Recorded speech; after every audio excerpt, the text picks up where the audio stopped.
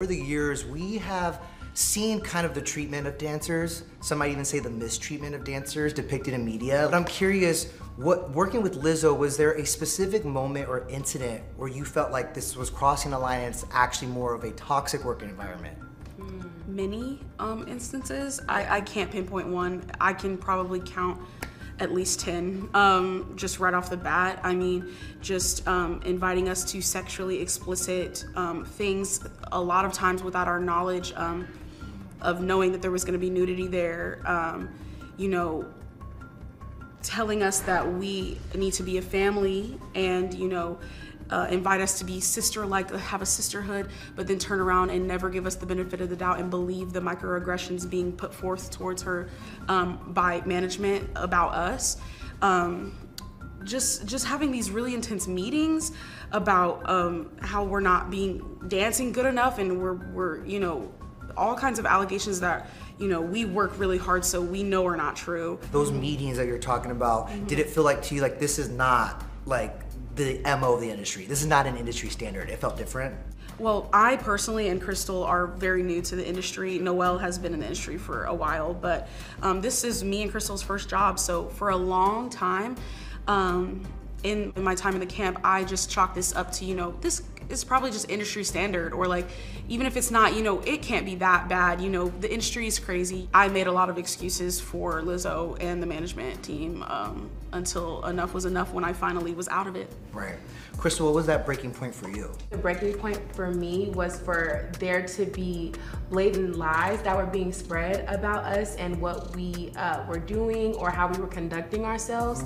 And then after, you know, communicating our sides of the story, or at least attempting to, it felt like we were, you know, retaliated against. It felt like it was disregarded. It felt like it was ignored. It felt like it was overlooked. Just to make matters worse, for it to be with this particular artist who stands, you know, for the things that she stands for and the messages that she preaches, you would never in a million years think that that would be something that you have to deal with and that you have to go through. And Noelle, you you resigned. I did. You resigned. So what led to that decision? Me personally, I've been dancing professionally for about 7 years now, so I have past experience. I've worked with a lot of these people that Lizzo looks up to herself, like Beyonce, Janet Jackson, and so on. So I know what is right and what is wrong in a work setting and the norms for this industry. And, you know, at first, small things would happen and I was like, oh, maybe it's a miscommunication between her and her management. You know, I'm trying to always give the benefit of the doubt at the beginning. Maybe it's a personality thing. Yeah, maybe she just has to warm up to us. Like, and I had even questioned former dancers that are no longer a part of the camp, like, is it usually like this? She's like, no, just give it some time. But over time, it was a slow, like, downward spiral of, you know, finally getting to the point of, for me, the biggest point that was the turning point in all of this was when we asked for our retainer, which is like a holding fee, that is a standard norm, and the rest of the talent on the tour was already receiving. We were like, hey, you know, it's a norm that dancers can ask and should receive, especially if everyone else is receiving. So that was the turning point, and I think the moment in which, you know, tensions started rising between management, Lizzo, and the dancers. But there's also Lizzo in this too, who's probably feeling the same way. We saw in our statement today that it's inflicting some pain on her as well. Was there ever an opportunity for you guys to rectify this in a different way that didn't involve lawyers? I can, for one, speak for myself that even before all of this transpired, while we were actively working with her, the collective dance cast made multiple attempts to speak with not only her management team, but also her, just to make her privy of all the things that we were going through and experiencing. It never happened. Noelle, you alleged that Lizzo aggressively confronted you for resigning. Can you kind of detail that experience? Yeah, so basically it was our last meeting. We were under the impression that it was a fitting. We show up shortly after, we're then met by security and her management team, and they're like, this is actually not a fitting, this is a meeting with Lizzo, an ambush meeting, and then we're told to hand over our phones. They're like, you need to confiscate your phones. Security takes them, and then she therefore comes in to later on fire Ari, and then, you know, just in front of y'all. In front of everyone.